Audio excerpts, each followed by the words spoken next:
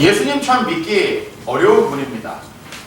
믿어지는 우리가 사실은 이상한 거지 예수님 안 믿는 사람이 이상한 건 아닌 것 같습니다. 그쵸? 그죠? 그죠? 어떤 사람이 야 나는 진짜 코피 흘리면서 공부 안 하는 사람들이 이해가 안 돼. 그건 좀 잘못된 생각이죠. 공부를 안 하는 사람이 당연한 거고 코피를 흘리면서 막 미래를 준비하는 사람이 조금 이상한 거죠. 그죠? 자, 예수님을 믿을 수 없는 사람이 조금 더 정상적이라고 보여집니다. 우리가 비정상이라는 얘기가 아니고 예수님 믿기 어렵습니다. 왜냐하면 우리가 어떤 실증할 수 없는 존재예요. 신이면서 동시에 인간이다 라는 측면 어려웠습니다. 자, 역사에 이런 어려움이 어떻게 나타났는가? 예수님이 승천하신 이후에 몇십 년이 지나지 않아서 예수님에 대한 여러 가지 잘못된 생각들이 쌓여왔고 지금까지 그런 것들이 이제 여전히 이단이라는 형태로 우리에게 있습니다. 그 하나가 뭐냐면 예수님이 인간의 몸을 입고 오셨다라고 하는, 즉 신이 인간의 몸을 입고 오셨다라고 하는 것을 부인하는 영지주의였습니다. 이 영지주의는 예수님의 신성, 예수님이 두 가지 양성이 예수님 안에 존재한다고 우리 믿고 있잖아요. 참 하나님이시자 참 인간이다. 여러분은 뭐 그런가 보다 하고 믿고 있었지만 사실 이것을 존재론적으로 설명하기는 매우 어렵습니다. 어떻게 신이 동시에 인간일 수 있는가? 한번 이런 생각을 해보신다면 예수님을 믿지 못하는 사람들이 좀 이해가 갈 거라고 생각이 듭니다. 그런데 그 예수님이 신성은 그러면 인정하는 부류가 있었다라는 거죠. 처음에. 왜냐하면 예수님의 신성을 거부할 수 없는, 예수님의 여러 가지 부활이나 또 예수님의 이적이나 예수님의 여러 가지 증거들을 보았을 때 그들이 예수님의 신성을 강하게 인정하게 됐는데 그들이 자기의 믿음이 그분이 또 동시에 어떻게 완전히 인간이었을 수 있을까? 많은 사람들이 죽고 예수님이 갈릴리에서 인간으로서 함께 생활하시던 많은 분들이 죽고 그 이후의 사람들은 그 예수님이 인간이었다라고 하는 것에 의문을 제기했다 이 말이에요. 이것은 왜 그러냐면 사실은 예수님의 신성을 부인할 수 없는 사람들이 예수님의 인성을 약간 격화시킴으로써 본인들의 믿음이 편해지는 거예요. 즉 예수님은 완전한 하나님이셨기 때문에 인간으로서 우리에게 나타난 예수님은 우리와 같은 육신을 가지고 오신 분이 아니고 육신의 형태가 겉으로 보여지긴 했지만 육신은 아니었다라는 거예요. 자, 그러면 신성의 문제가 해결되면서 좀 우리에게 합리적인 설명이 가능해요. 그죠? 신인데 우리에게 보여지는 형태로만 나타난다. 이것이 영지주의입니다. 근데 시간이 좀 지나면서 예수님이 인간이었다는 것은 아무리 봐도 확실한데 제가 지난주에 요새 이제 어떤 카페에 제가 자주 가는 카페에 그 일하는 자매님이 신앙생활에 큰 회의를 겪고 있어서 제가 그분에게 또 이 설교를 좀 들어보라고 권했습니다. 주중에. 제가 지난주에 앉아서 아메리카노 한 잔 시키면서 잘 지내시냐고 했더니 요새 뭐 잘 못 지낸다고 그래요. 보통 예의상 잘 지낸다고 하잖아요. 잘 못 지낸대요. 그래서 왜 그러냐 그러니까 나는 신앙생활을 왜 하고 있는지 잘 모르겠어요. 이렇게 얘기해요. 그래서 아니 예수님의 증거가 도처에 너무나 확실하잖아요. 그랬더니 예수님은 믿겠는데 안 보이는 하나님 난 믿지 못하겠고 예수님이 어떻게 신이셨는지 난 그걸 잘 믿지 못하겠어요. 그런 얘기를 해요. 이분 모태신앙이에요. 예수님 아주 오래 믿은 분이에요. 자, 이런 식의 생각이 그에게만 있느냐? 여전히 세상에 많았다는 거죠. 대표적인 게 3세기에서 4세기 사이에 큰 인기를 끌었던 아리우스라는 사람의 사상입니다. 이 사람은 예수님은 인간이셨다는 것은 확실하게 분명한 사실이다. 그렇다면 그 예수님의 신성은 진짜 하나님과는 달랐을 것이다 라고 보고요. 이 예수님은 신적 존재이긴 하지만 신은 아니다. 그러니까 예수님을 보면 일반적인 인간에게는 찾아볼 수 없는 범상함이 있고 그것이 분명히 하나님의 기운이 그 안에 있다는 것은 확실하지만 그는 신은 아니다. 이렇게 얘기를 했어요. 자, 그러면 이제 이게 어느 정도냐면 하나님과 우리 인간의 사이쯤 포지션을 취하는 거죠. 그러니까 인간이었기 때문에 하나님과 같을 수는 없고, 그러나 우리보다는 좀 나은 분, 그래서 하나님과 유사한 본질을 가지신 분. 여러분, 이것이 결국은 그 초대교회의 어마어마한 논쟁, 살인까지 불러오는 어마어마한 논쟁이 사실은 됐습니다. 자, 어쨌든 저는 이 아리우스주의가 예수님의 신성을 온전히 인정하기 어려운, 왜? 인간이 어떻게 신일 수 있느냐 하는 거죠. 그것을 온전히 인정하기 어려운 사람들에게는 상당히 합리적인 또 사고 아니었는가 생각을 해요. 이렇게 예수님의 신성에 흠집을 내려는 의도는 아니었겠지만 예수님의 신성에 흠집이 났고 현대에 들어와서는 여호와 증인 같은 이단을 통해서 이런 아리우스 사상이 여전히 우리 주위에 있다라는 겁니다. 하나님은 신이시고 예수님은 그 하나님을 우리에게 전하는 선지자 내지는 그 하나님의 신적 본질을 조금 드러내신 분으로 이렇게 격화시키는 거예요. 그게 바로 이제 여호와 증인입니다.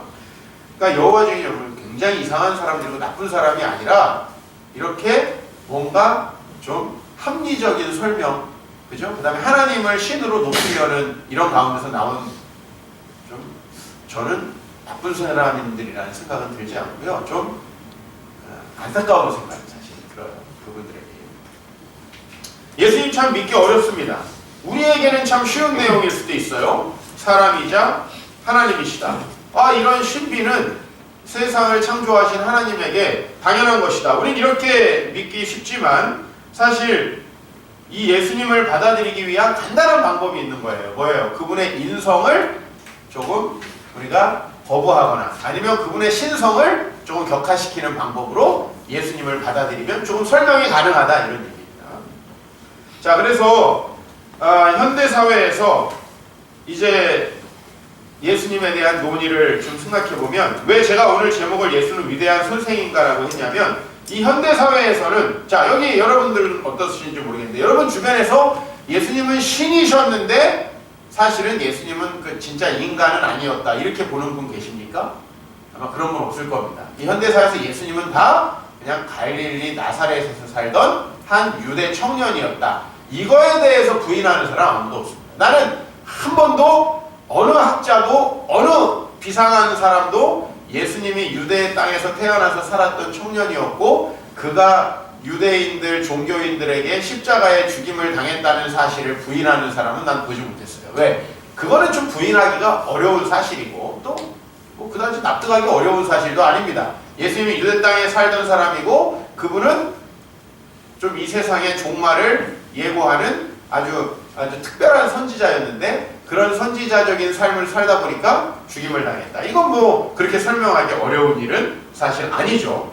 자, 그래서 2000년 전에 실존했던 우리가 공자가 실존했다는 걸 의심하지 않듯이 또 시타르타, 이 부다가 실존했다는 것을 우리가 부인하지 않듯이 예수님도 분명 인간이셨던 것만큼은 확실합니다. 왜 제가 여기서 출발합니까? 우리가 이성적으로 생각해도 부인할 수 없는 사실에서 좀 출발해보자 이것입니다. 그리고 그 예수님은 십자가에서 죽었다라고 하면 우리가 부인할 수 없는 사실은 예수님을 위대한 선생이나 또 하나님의 말씀을 전한 하나님 나라를 선포한 선지자 정도로 보는 것. 그 정도는 우리가 그렇게 어려운 일이 아니라는 거죠. 참 매력적인 길이고 그래 예수님을 신성시한 기독교인들은 잘못됐고 예수님이 주신 그런 여러 가지 교훈들을 우리가 이 세상이 아주 아름답고 좋은 세상이 되기 위해서 가르치자. 예수님의 교훈을 가르치자. 이를테면 겉옷을 벗어달라 하면 속옷까지 벗어주고 원수를 미워하지 말고 사랑하자. 뭐 이런 식의 윤리적인 가르침을 주는 어떤 약간 인문학의 한 부류로 보는 것. 뭐 이것이 현대 사회의 경향입니다. 그러나 예수님이 과연 단순한 인간으로서 위대한 선생이었나? 저는 이것을 훨씬 믿을 수 없는 일이다라고 하는 것입니다. 왜냐하면 예수님이 위대한 선생일 수 없다는 것, 제가 이거를 좀 증거로 여러분에게 들어보도록 하겠습니다. 한 가지만 제가 딱 오늘 논증하려고 해요. 그것은 예수님이 십자가에 죽으셨다는 사실 자체가 그가 위대한 선생은 아니었다는 것을 보여준다. 이것이 저의 오늘 논증의 주된 결론이 되겠습니다. 자, 확고한 사실에서부터 시작을 해봐요. 예수님 십자가에 죽임을 당한 것. 이건 여러분 아무도 부인하지 않습니다. 그죠? 예수님 십자가에 죽지도 않았는데 후대 기독교인들이 십자가를 상징으로 삼았다면은 집단 정신병 환자죠. 여러분 기독교를 그런 식으로 설명하는 것은 정말 누가 만약에 이런 걸로다가 석사 논문을 쓴다고 해도 절대 통과될 수 없는 논문입니다. 왜? 도저히 논증이 말이 안 돼야지만 그런 결론에 도달할 수가 있어요. 예수께서 당시에 유대 종교인들에게 고소를 당했고 로마 총독 빌라도에게 재판을 받았고 십자가에 죽었다고 하는 사실은 대체로 아무도 부인하지 않는 사실이고 이것은 우리가 봤을 때도 맞습니다. 그런데 이게 참 이상한 일이라는 거예요. 여러분 한번 생각해 보세요. 예수님이 병든 사람을 고쳐주며 연약한 사람들을 보듬어 안은 사람입니다. 그 예수님을 굳이 마더 테레사 같은 사람을 우리가 죽일 필요 없듯이. 자, 그 다음에 예수님은 권력을 탐한 사람이 아니에요. 여러분 여의도에 딱 들어가서 여러분이 권력을 탐하는 순간에 수많은 사람들이 여러분을 뒷조사하고 죽이려고 애를 씁니다. 그러나 권력에 관심이 없는 사람은 아무도 건드리고 청문회하지 않습니다. 예수님은 여러분 알다시피 자기가 권력을 가지려고 하지도 않았습니다. 그는 오히려 상당히 위대한 가르침들, 좋은 가르침들을 주신 것도 사실입니다. 특히 산상설교, 마태복음 5장에 나오는 이야기들은 참 주옥과 같은 말씀이다. 이것은 모든 성경을 다 하나님 말씀이 아니라고 비판하는 사람들도 인정하는 바입니다. 그는 공자처럼 좋은 가르침도 때로 주셨습니다. 또 연약한 사람들을 돌아보며 자기 이익을 위해 움직이지 않았습니다. 오히려 세상의 즐거움과 그런 것들을 조금 멀리하는 삶을 사시기도 했죠. 마치 부처처럼 말이죠. 자, 그러면은 예수님이 그 당시에 로마 황제로서 등극하려다 암살을 당했던 율리우스 카이사르처럼 자신의 권력을 독점하려 했는가? 그렇다면 예수님이 죽었다는 게 이해가 되죠. 막 가난한 사람들도 돌보는 척하고 또 좋은 가르침을 주는 척했지만 한쪽으로는 세계를 지배하려는 야망이 있었으면 알렉산더가 죽었듯이 또 율리우스 카이사르가 암살당했듯이 그가 암살을 당했다는 사실이 설득력이 있습니다. 그러나 예수님은 재판을 할 때에도 그렇게 자기의 권력을 주장하지 않았다. 왜냐하면 권력을 주장한 사람이라면 빌라도의 최종적인 질문이 뭐였습니까? 너 왕이냐? 라는 거예요. 아닌데? 난 그런 거 관심이 없어. 이랬으면 풀려나는 거예요. 자, 그 다음에 또 유대인들이 신문한 내용은 좀 이따 살펴보겠지만 너는 하나님의 아들이냐? 이 얘기예요. 아니야. 나 사람이야. 그래서 간단히 끝나는 거예요. 죽을 필요가 전혀 없다는 것입니다. 여러분 예수님이 개인적으로 봐도 그렇고 정치적으로 봐도 그렇고 죽음을 당할 이유가 일반적으로는 없습니다. 그러면 예수님이 왜 죽임을 당했는가 하는 것입니다. 자, 우리가 성경에서 나온 이야기들을 좀 증거로 뺀다 할지라도 예수님이 죽은 이유는 무엇이었을까요? 그것은 바로 종교적인 이유입니다. 왜? 여러분 유대인들이 굉장히 종교적인 사람들이었다는 건 로마의 역사를 읽어보면 다 나옵니다. 로마를 처음에 이 로마가 유대 땅을 지배할 때 약 100년 동안 지속했던 이 정책이 하나 있어요. 그게 뭐냐면 유대인들의 종교는 절대 건드리지 않는다. 예? 그래서 유대인들의 수도가 예루살렘이었음에도 불구하고 총독의 공관은 거기부터 몇십 킬로 떨어져 있는 가이사랴라는 곳에 총독의 공관이 있었어요. 이해 가십니까? 그러니까 우리 같으면 조선 총독부 어디에 생기겠어요? 당연히 서울에 있죠. 그러나 로마인들은 자신들의 총독부를 예루살렘에 세우지 않았어요. 왜? 예루살렘은 수도라는 의미보다는 유대인들에게 있어서는 자기들의 성지, 종교의 성지예요. 거기다가 만약에 총독의 공관을 두고 군대를 주둔시킨다. 이거는 반란을 일으키는 거예요. 그렇기 때문에 유대인 총독은 가이사랴에 있었고 군인들도 가이사랴에 거주했어요. 그렇죠? 그래서 빌라도가 나중에 예수님을 신문하러 올 때도 가이사랴에서 예루살렘으로 명절이라서 왔다가 신문을 하게 돼요. 온 길에. 자, 유대인들은 정말 그 종교적인 사람들이라는 거 여러분이 납득하셨다면 이 유대인들이 무엇을 가지고 예수님을 신문했는가? 두 가지입니다. 하나는 자신이 하나님의 성전을 모독한 거예요. 야, 하나님의 성전 그거 무너질 거고 내가 사흘 만에 지을 거야. 이 얘기. 이게 지금 마태복음 26장 예수님이 빌라도 앞에서 신문 받는 장면에서 유대인들 전체가 특히 지도자들이 검사 역할을 하는 거예요. 그래서 예수님을 지금 죄목을 지적하는데 두 가지예요. 하나님의 성전을 짓는다. 두 번째는 하나님의 아들이다. 네가 메시아다. 하나님의 아들 메시아냐? 네가 바로 구약에서 얘기한 그 메시아냐? 라고 하는 걸 물어보는 거예요. 이 두 가지를 결국은 신문했습니다. 만약에 이것에 아니라고 했으면 예수님 죽지 않습니다.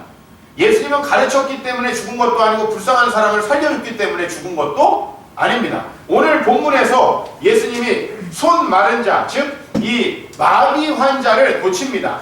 근데 왜 그 고치는 일이 지금 유대인들에게 오늘 본문 마지막이 뭐냐면 바리새인들이 나가서 헤롯 당과 함께 있어 어떻게 예수를 죽일까 의논했다 그랬어요. 왜 예수를 굳이 죽이려고 했죠? 그것은 바로 안식일에 자기가 병을 고치면서 내가 안식일의 주인이고 나는 죄를 사할 권세가 있다. 이 말을 해서 그래요. 병을 고쳤기 때문이 아니에요. 안식일에 굳이 하면서 바로 자기가 하나님 행세를 했기 때문에 죽임을 당한 거예요. 그때부터 죽이려고 한 거예요.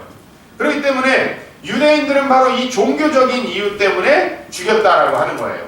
여러분 유대인들이 헬라와 로마의 지배를 받을 때 크게 세 번의 큰 봉기를 일으켰어요. 그게 167년 이때는 어떤 사건이 있었냐면 이 정신 나간 셀류코스 왕조의 황제가 유대인들에게 돼지고기를 막 먹이고 코셔에 절대 먹지 말라고 한 돼지고기를 먹이고 그 다음에 그 예루살렘에 신상 제우스 신상을 갖다 놓는 이런 짓을 했어요. 유대인들이 잘 살고 있다가 이건 우리는 안 된다. 뭐 니네가 우리한테 뭐 세금 걷고 다 괜찮은데 이건 안 된다. 봉기를 일으켰어요. 두 번째는 AD 70년 여러분 잘 알다시피 유대인들이 마사다 항쟁이라고 그 왜 마사다 요새라는 그 요새에 가가지고 한 900명 정도가 끝까지 항거하다 집단 자살하는 그죠? 이 끝까지 이런 봉기를 왜 일으켰느냐? 이것도 바로 예루살렘 성전과 관련돼 있어요. 그 다음에 마지막 유대인들이 봉기를 일으켰던 게 AD 135년이에요.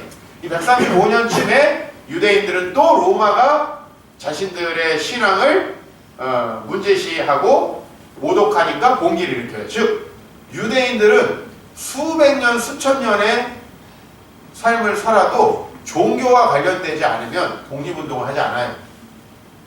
그랬던 게 바로 유대인이에요.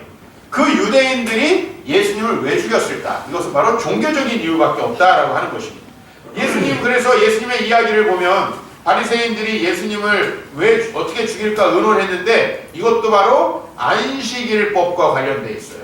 다 종교적인 거예요. 이건 절대로 뭐 예수님을 다른 것으로 죽이려고 하지 않았고 또 마태복음 12장에도 바리새인들이 예수를 죽일까 의논하고 누가복음 19장에도 아주 대제사장들과 서기관들과 백성의 지도자들이 그를 어떻게 죽일까 하고 연구하고 논의했다라는 장면이 나와요. 자, 이렇게 여론몰이를 엄청나게 했다라는 것입니다. 그리고 또 요한복음에 보면 예수를 죽이려고 모의했다. 이런 것들이 모든 복음서에 나온다는 거죠. 결국은 이 예수님을 누가복음에 보면 책 잡으려고 노력을 해요. 그래서 정탐꾼들을 보내가지고 그들로 스스로 의인인 채 하면서 이거죠. 예수님 앞에 우리도 참 예수님 사랑하는 사람입니다. 이렇게 해가지고 예수님이 혹시 신성을 모독하게 하고 그 다음에 예수님이 자기가 하나님이라고 자꾸 하는 걸 드러내게 만드는 거죠.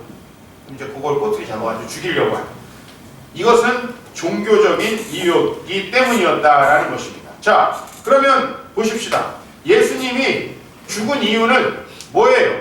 결국에는 예수님이 유대인들의 종교가 잘못되었음을 비판했고 그 다음에 예수님이 자신을 하나님의 아들이라 증거했는데 여러분 생각해봐요. 내가 하나님의 아들이다 하는데 아무 일도 일어나지 않아. 그럼 누가 그를 따르겠습니까?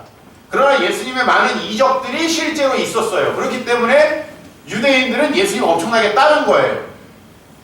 누가 자기가 메시아라고 한다면 그만한 뭐가 있어야 되죠? 네. 배경이 있어야죠. 그렇죠? 자기가 메시아라고 한다면. 그런데 예수님에게는 그만한 능력들이 나타났고 놀라운 역사들이 나타났어요. 그러니까 많은 사람들이 예수님을 따랐던 것입니다. 자, 만약에 예수님이 자기는 하나님의 아들이라 그랬는데 아무도 그를 따르는 사람이 없으면 굳이 죽일 필요가 없죠. 로마 총독까지 말하자면 요새 우리나라의 최고 권력자를 대동해가지고 예수님 재판에서 죽일 필요가 뭐가 있습니까? 예수님이 하나님의 아들이라는 많은 군중들의 인정이 있었고 메시아라는 인정이 있는데 그가 바로 자기들이 믿고 있는 신앙이 잘못됐다.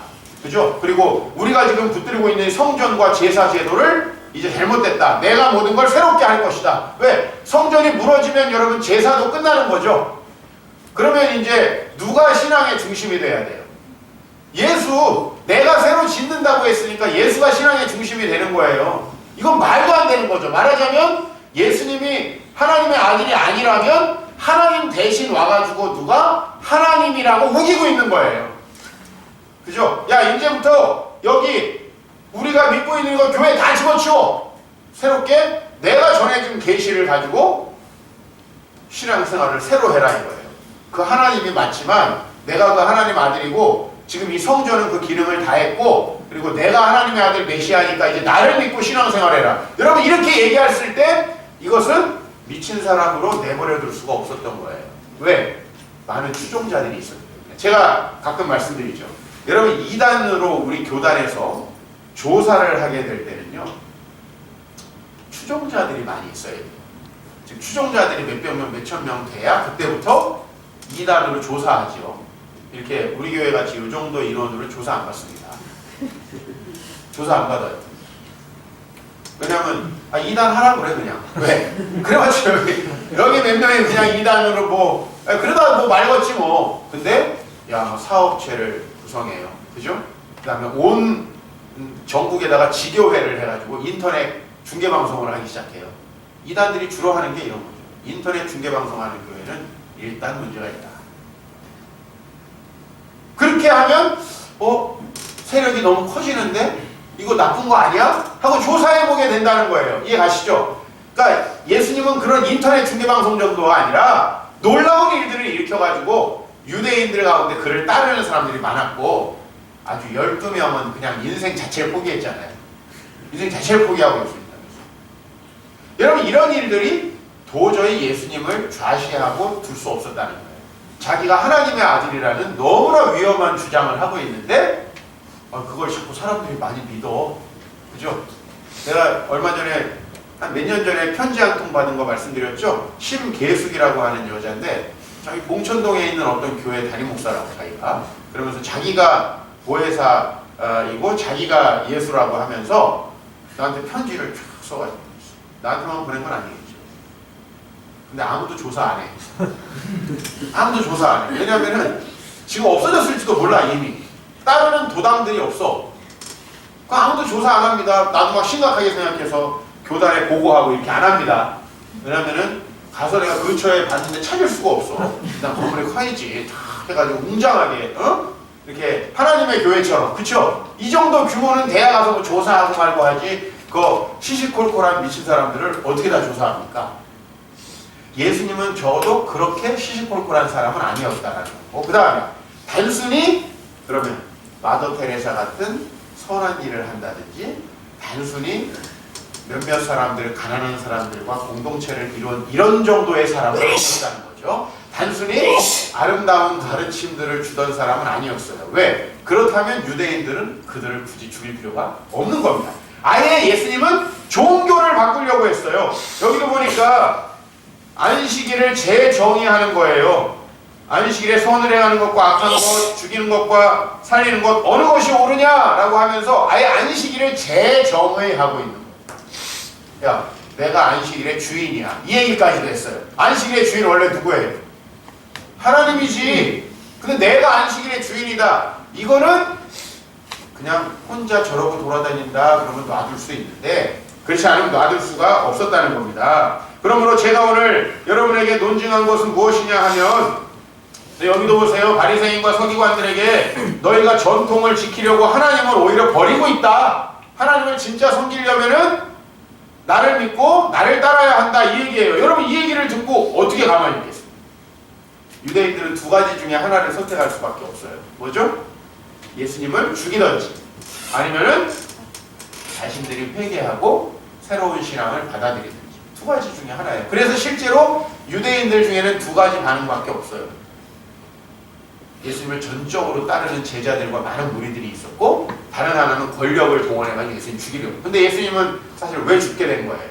예수님 제자들은 권력이 없고 그 당시에 예수님을 죽이려고 했던 사람은 권력이 있었기 때문이죠. 그렇죠?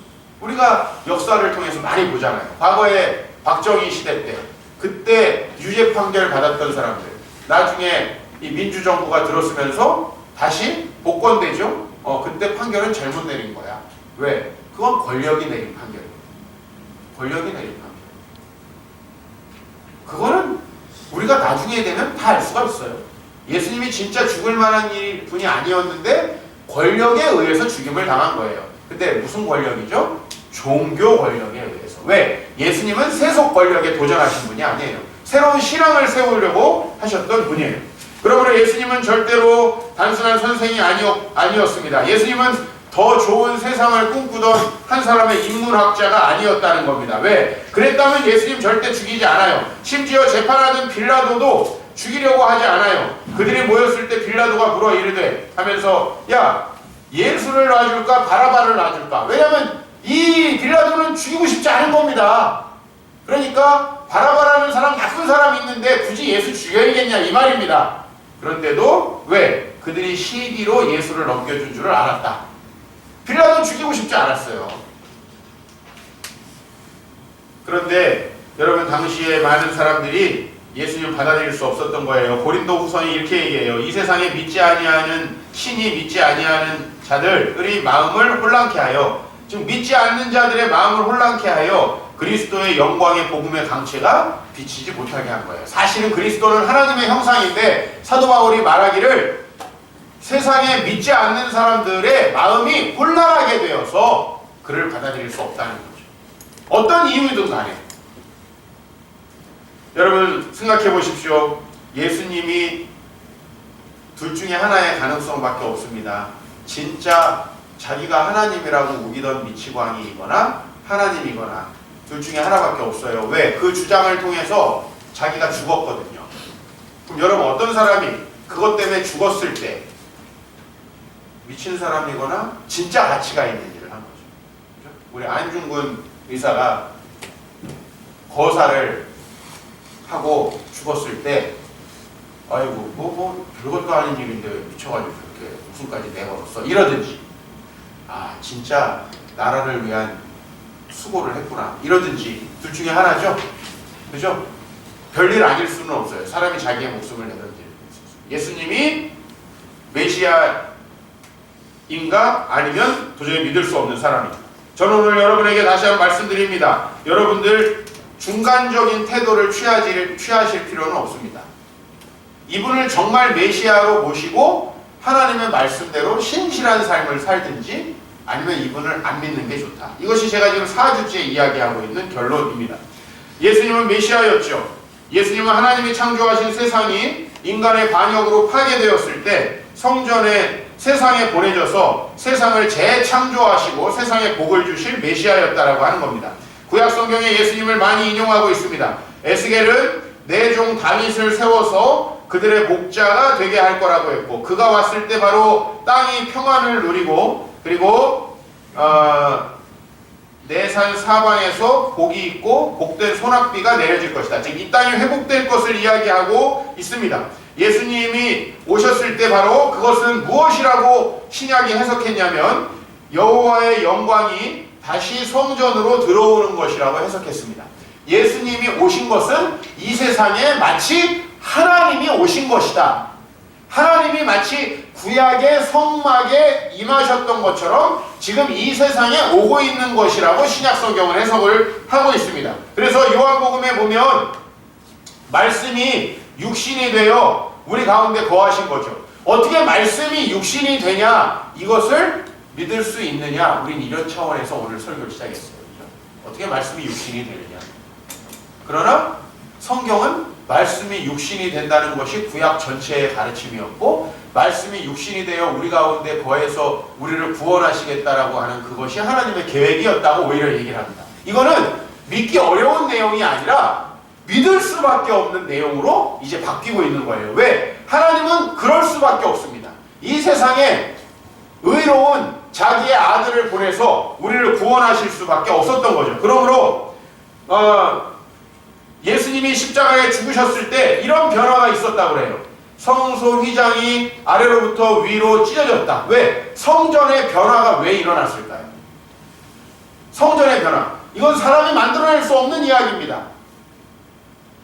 유대인들은 성전이 예수님이라는 생각을 한 번도 해본 적이 없어요. 유대인들은. 근데 복음서 기자들이 성전의 휘장이 찢어졌다. 그리고 땅이 진동하며 바위가 터졌다. 즉 이런 식의 변화들이 그 예수님이 성전을 부시고 새로 지으실 분이구나 라고 하는 것을 증거했다는 거예요.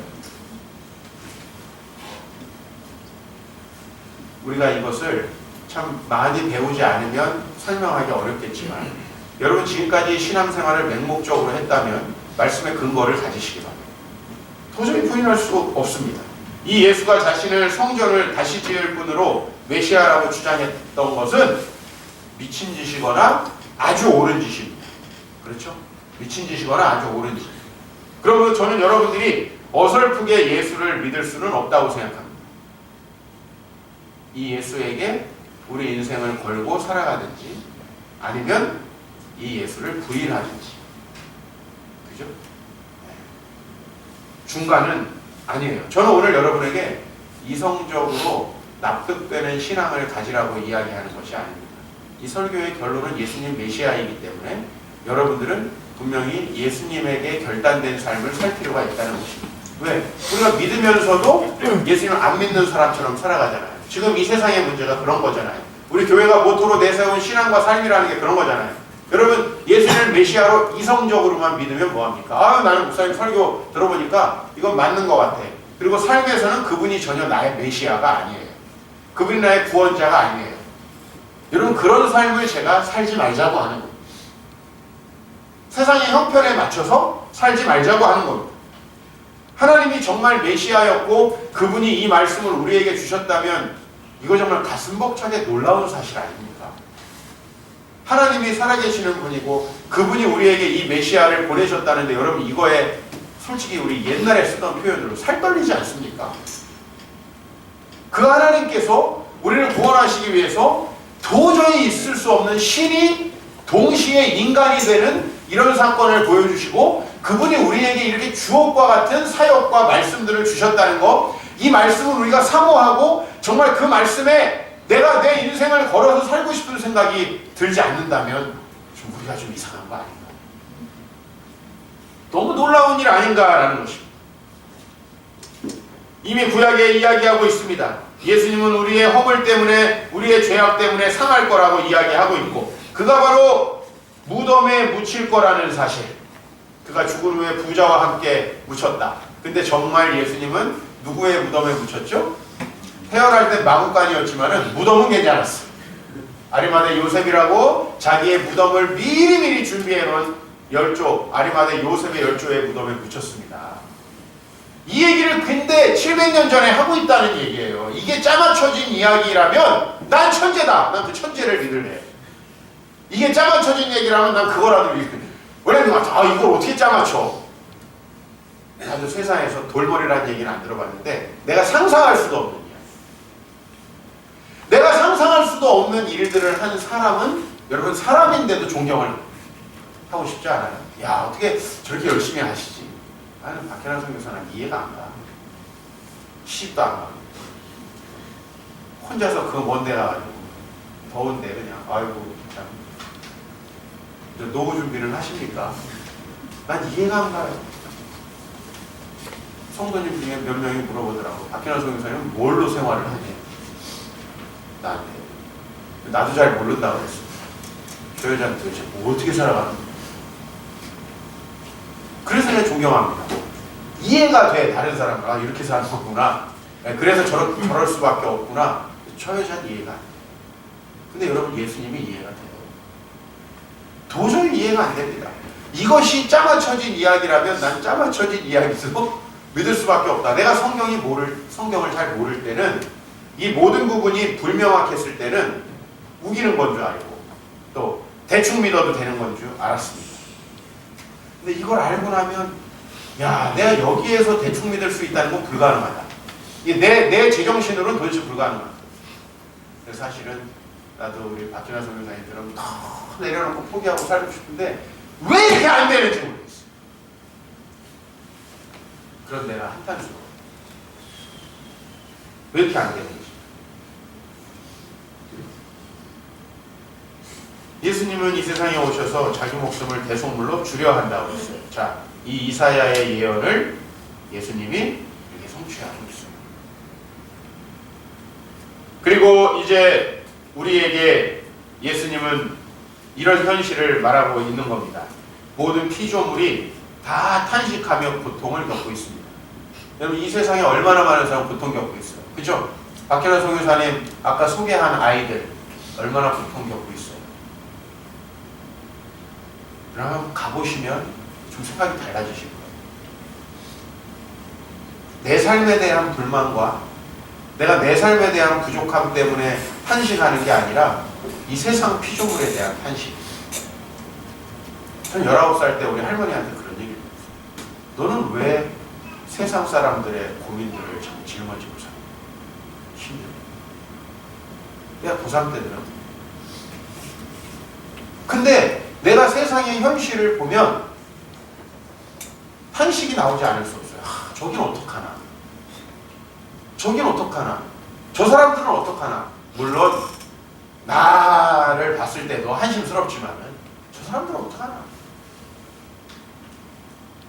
그 피조물에 대한 탄식을 우리가 알게 돼요. 우리가 알게 돼요. 예수님 바로 그것 때문에 왔고, 오늘 마태복음 1장에 이렇게 얘기하고 있어요. 아들을 낳으리니 이름을 예수라 하라. 그는 자기 백성을 그들의 죄로부터 구원할 자다. 자기 백성이 하나님을 반역해서 죄 때문에 얼마나 고통을 당하고 있는가를 예수님은 아시고, 하나님이 그를 보내서 바로 그가 오셨는데, 그는 사실은 하나님이 우리와 함께 하시기 위해서 오신 분이기 때문에 그 이름을 임마누엘이라 할 것이라고 구약에 예언을 했다. 그분이 이 세상에 오셔서 하나님이 마치 우리와 함께 하는 것과 같은 그러한 효과를 내신다는 거죠. 예수가 위대한 선생이라면 시기하는 무리가 있을지 모르지만 그를 죽일 수는 없어요. 왜냐하면 예수님이 빌라도와의 그 신문 과정에서도 빌라도는 왕이냐고 물어봤거든요. 왕이냐고. 네가 왕이냐? 그랬더니 예수님이 아주 황당한 말을 하죠. 난 왕이긴 한데 나는 진리에 대해서 증언하려 왔다. 진리에 속한 자는 내 음성을 듣는다. 이게 무슨 말입니까 도대체? 세상 왕이. 네? 아, 나 참 진리에 대해서 얘기하려고 한다. 이런 왕을 보신 적이 있습니까? 아니, 이런 군수라도 본 적이 있습니까? 아니, 이런 이장이라도 보신 적이 있어요? 그랬더니 빌라도가 너무 황당해가지고 진리가 뭔데? 진리가 뭔데? 이거 진짜 코믹입니다. 코믹. 이해할 수가 없는 겁니다. 야, 저 사람 아무래도 미친 사람인 것 같아. 죄 없어. 야, 석방시켜. 난 저 사람 못 죽인다. 네? 여러분, 이게 신빙성이 없어요? 난 이게 너무 신빙성이 있는데, 예수님이 이런 신문을 했다라는 거 나 안 봤지만 난 이거 너무 신빙성이 있어요. 내가 이론적으로 생각해 봤을 때. 왜? 지금 종교 때문에 죽이고 있는 거거든요. 유대인들은. 근데 빌라도는 종교에 관심이 있어요, 없어요? 없죠. 아니, 지가 하나님이 그 말건 무슨 상관이야. 빌라도 관심은 너 로마를 어떻게 해먹을 거냐? 아니, 지금 이거에 관심이 있어요. 아니래잖아. 진리에 속한 자는 내 음성을 듣게 될 것이다. 야, 저 사람 이상하다 생각해요. 그냥 이상해. 느낌이 이상해. 저 사람은 이상한 사람 아닌 거 이런 생각이 들었을 거예요. 그죠? 여러분, 아니 여러분이 막 영화 같은 데 보면은 막 돈을 외물로 매기는데 아니, 돈에 아무 관심이 없어. 이상하잖아요. 매기는 놈이. 분명히 저는 돈에 관심이 있어가지고 이 짓을 했는 줄 알았는데 야 이거 돈 받고 너 좀 그만해라 그랬는데 난 돈에 아무 관심이 없는데 야 뭐냐 저 새끼 저거 이렇게 생각이 든다는 거죠. 예수님은 정말 황당한 분이셨어요. 정말 황당한 분. 나중에 요한이 이런 얘기를 해요. 예수님이 유대인들이 이렇게 얘기해요. 성전이 46년 동안 지어졌는데 그 당시에 있던 예수님 당시에 있던 헤롯 성전이 46년 동안 개축된 성전이었어요. 3일 동안에 어떻게 일으킨다는 얘기냐? 라고 반문했는데 요한이 이렇게 설명을 합니다. 같이 한번 읽어봅시다. 시작. 예수는 성전된 자기 육체를 가리켜 말씀하신 것이라. 죽은 자 가운데서 살아나신 후에야 제자들이 이 말씀하신 것을 기억하고 성경과 예수께서 하신 말씀을 믿었더라. 그러니까 제자들은 이 말 이해조차 못했다는 거죠. 사흘 만에 내가 성전을 짓겠다. 아니 도대체 공학적으로 가능한 일입니까? 그런데 요한이 설명을 붙이기를 나중에 보니까 이게 자기를 말하는 것이었다 이거예요. 자기 죽고 사흘 만에 부활할 자기를 말하는 것이었다. 소름 끼치는 저주입니다. 이거를 수십 명이 수천 년 동안 모의했다고 하면 난 차라리 그 모의를 믿겠습니다.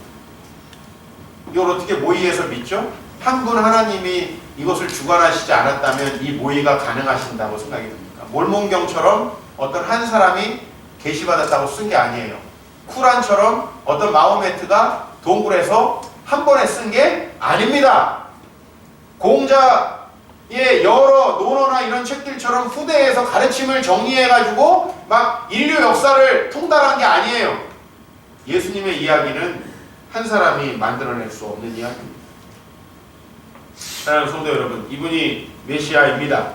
이분은 단순히 위대한 선생일 수 없습니다.